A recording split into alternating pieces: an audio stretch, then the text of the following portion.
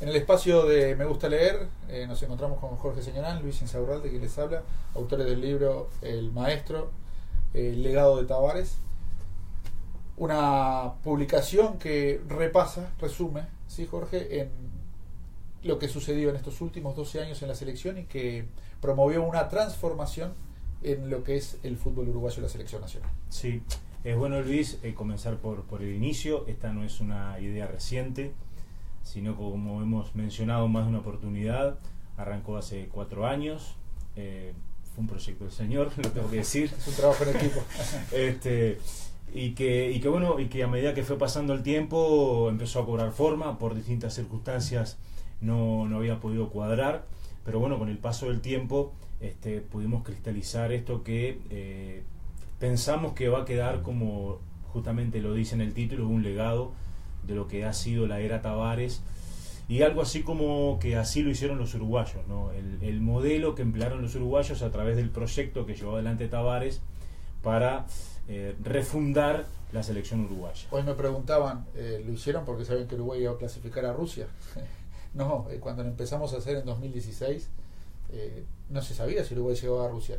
Lo que pretendía sí era dejar por escrito cómo había sido y cómo había transcurrido este proceso de 12 años en el que Tavares, sus colaboradores, los futbolistas, generaron un nuevo ámbito, un nuevo espacio de construcción de la selección nacional, que lo llevó y lo elevó a nivel internacional y que de alguna forma se refleja en este libro a partir de historias, ¿verdad? Historias que fueron marcando el proceso de crecimiento y que se sostienen algunos pilares fundamentales: respeto, adhesión y compromiso. Por allí pasa un poco el secreto de esta historia, que está desarrollada en 5 capítulos y que tiene el prólogo de Marcelo Bielsa, el entrenador argentino, y de Diego Forlán. Sí, ese es un tema por el cual nos han preguntado mucho en los últimos días.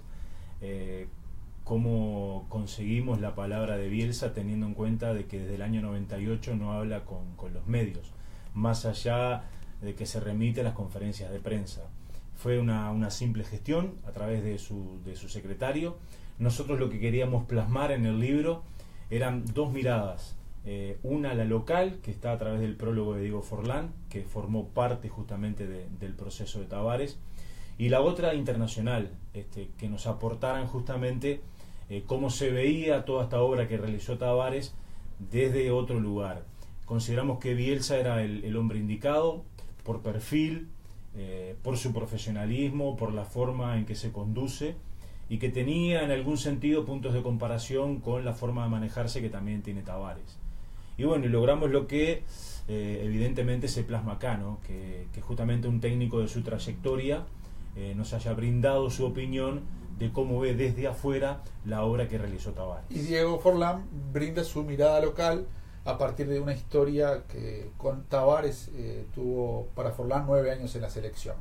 Es un material en el que podrán encontrar detalles importantes de lo que sucedió en estos últimos 12 años, ¿sí? E historias que, por ejemplo, o momentos o hechos que no se habían conocido ni se habían revelado, y que por ahí, como para que de alguna forma puedan encontrar el gusto de por qué leerlo, 2 o 3 preguntas que pueden quedar picando.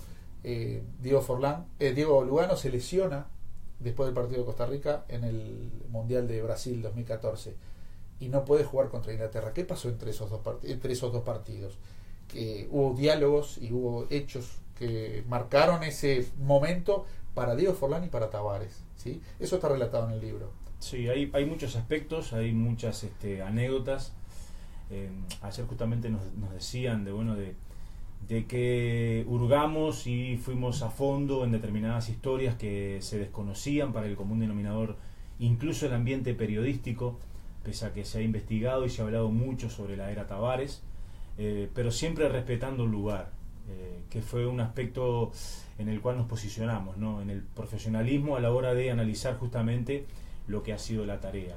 Si nos remitimos a nivel de anécdotas, van a encontrar muchísimas, desde cómo se maneja Tavares dentro del complejo, desde que su habitación no tiene más allá de lo que tienen todas las demás, de la humildad de las estrellas a la hora de manejarse y no tener de pronto las comodidades que tiene un Cavani en Paris Saint-Germain cuando tiene que hacer una tarea de recuperación, y que la hace aquí en el complejo La AUF con lo que dispone la asociación.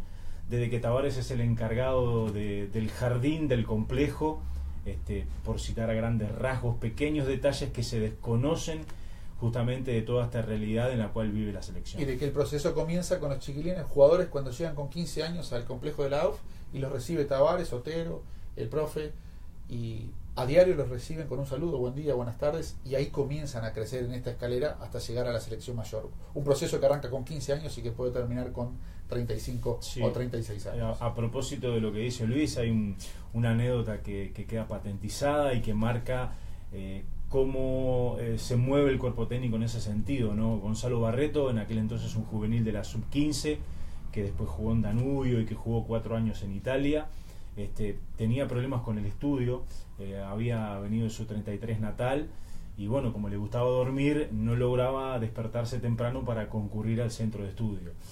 Su mamá llamó al técnico Fabián Coito, le dijo que bueno, que si Gonzalo no cumplía con las tareas correspondientes en materia de los estudios, lo iba a sacar del fútbol, pese a que estaba en una selección juvenil.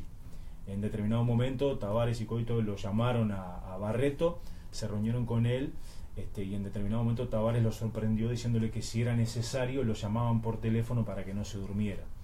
Eso marca evidentemente lo que ha quedado patentizado, lo que pretende el cuerpo técnico en materia justamente con los juveniles, ¿no? Lo dijo Tavares desde un primer momento cuando presentó el proyecto, que los doble turnos en los entrenamientos de los juveniles iban a ser reformulados justamente porque su intención es que los chicos no pierdan los horarios de estudio. Entonces, un horario iba a ser para entrenar y el otro justamente para estudiar. Lo que deja estos 12 años son un perfil de jugador para la selección, un trabajo elaborado que nace desde las bases y que llega hasta la selección mayor. Entonces, cuando el jugador accede al combinado absoluto, no sufre ese cambio ni tiene que aprender nuevas experiencias, ya las recorrió todas en la etapa de formación.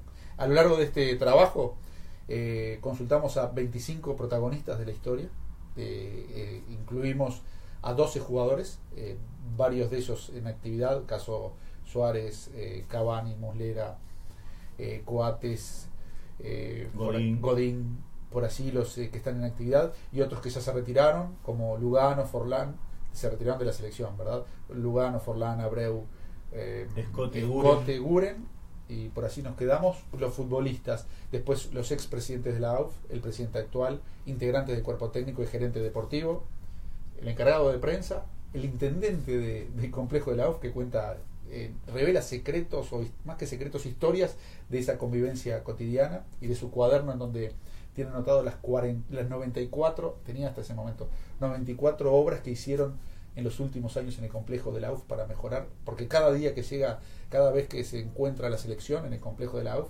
sorprenden a los jugadores con algo nuevo, desde la iluminación en el estacionamiento, a un parrillero, a un gimnasio techado, como pasó en un momento, o a un pequeño mazo de naipes personalizado con la imagen de cada uno de los jugadores.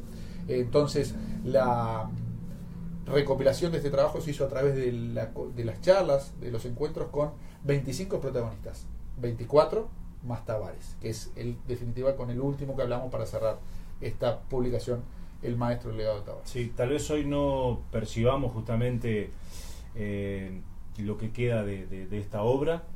Con el paso del tiempo probablemente se le dé una mayor magnitud a la tarea que se desarrolló para llegar a esto, ¿no? A la refundación de una selección que no tenía partidos internacionales, que no tenía un lugar físico para entrenar, que contaba con selecciones juveniles, con entrenadores que iban y venían, que no tenía ni siquiera su camiseta, porque se logró con el paso del tiempo que la camiseta volviera a la AUF para así negociarla y obtener fondos, y evidentemente con un grupo de jugadores que le ha dado un perfil a la selección.